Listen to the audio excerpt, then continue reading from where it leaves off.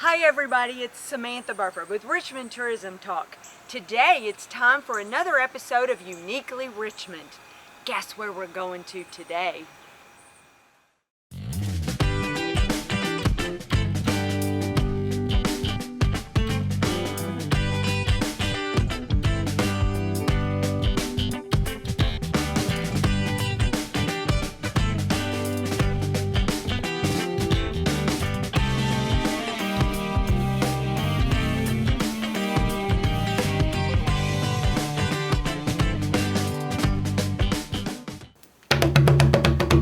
Hi everybody, it's Samantha Burford with Richmond Tourism Talk. Today we're at Curriers Music World and we're going to talk to Kathy.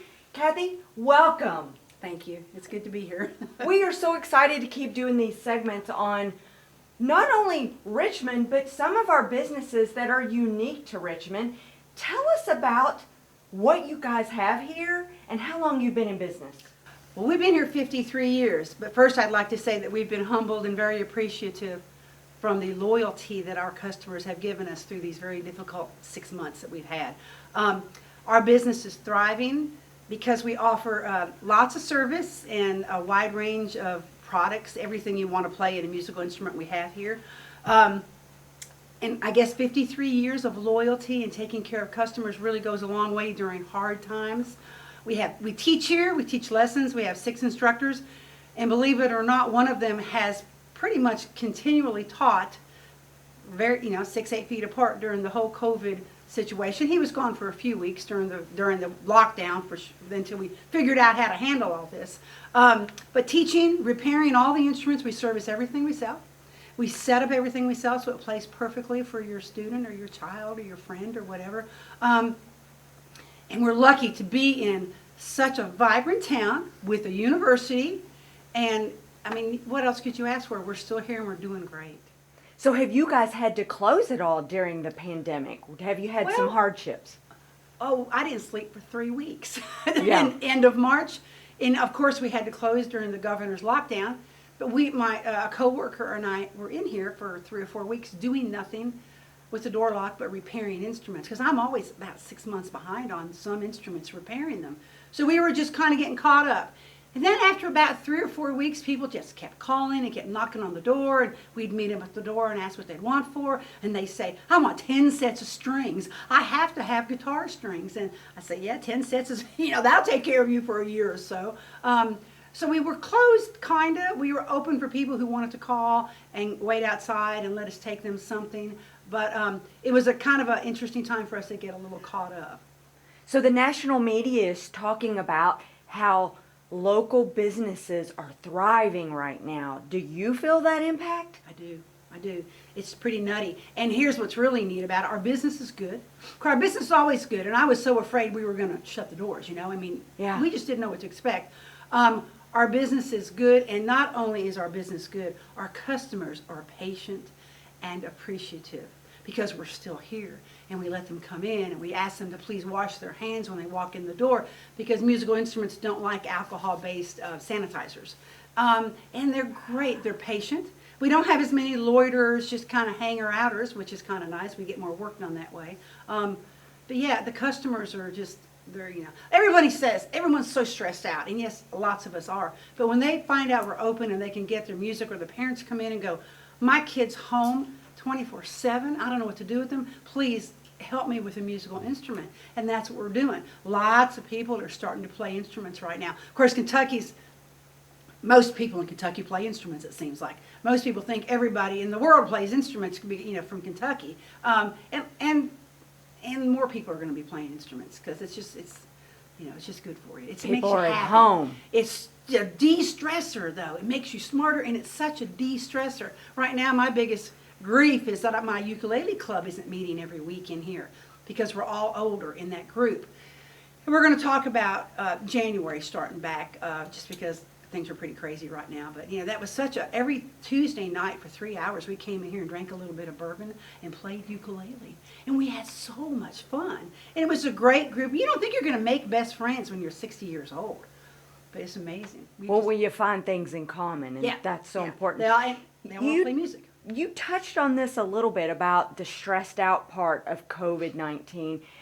People find music to be therapeutic and a way to help their mental health. Have you found that? Absolutely. But I'm not a big consumer person. I could not be in any other retail business. Maybe the bike shop, I would love something like that. It's very physical.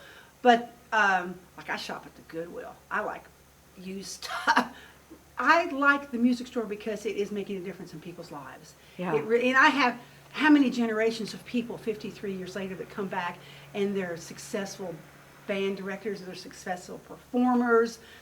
We have 3 of our students in Belmont College right now down in Nashville that took lessons here when they started at 6 or 7 years old. You know, if you don't have music in your life, you really just don't know what you're missing. It's just amazing. I mean, I started when I was like 6 on the organ and keyboard, and if I couldn't sit down and bang out a song or play my ukulele or sing, I don't know what I'd do, you know. We walk every morning about a half a mile, and I sing, you know. I sing and make songs for the puppy dogs, you know, and stuff like that. Let's talk about some of the fun things real quick. Where have you found the furthest person that has come in here to shop?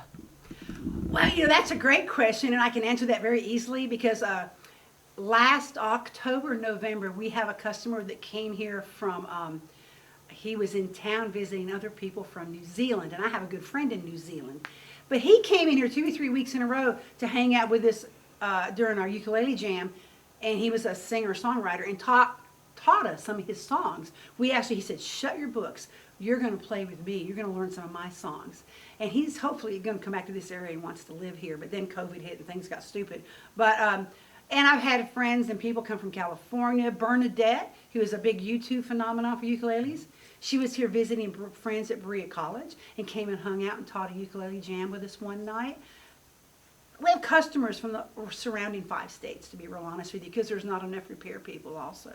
So I'm lucky that that was my trade of choice. What's the most sought after or most unique instrument that you have here?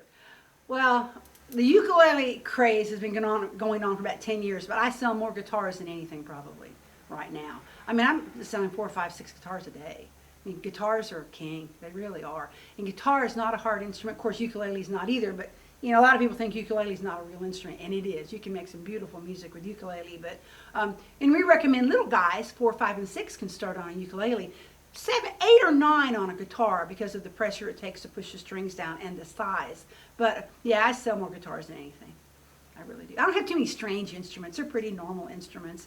You know, the cajon is a real, the box drum we have here, that's a real interesting substitute for a set of drums because people don't want to haul drums around anymore. So they sit and they use the box drums, cajons.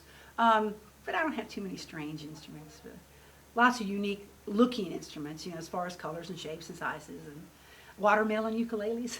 Well, you mentioned not a lot of repair shops, but there's also just not a lot of music shops around. Do you find it getting more unique and smaller to find unique businesses like your own? I can't imagine starting a music store in our current economic environment. There's just no way I would do it. If we didn't have the history, if I didn't have the loyal teachers. You know, I have a teacher that's been with me 35 years.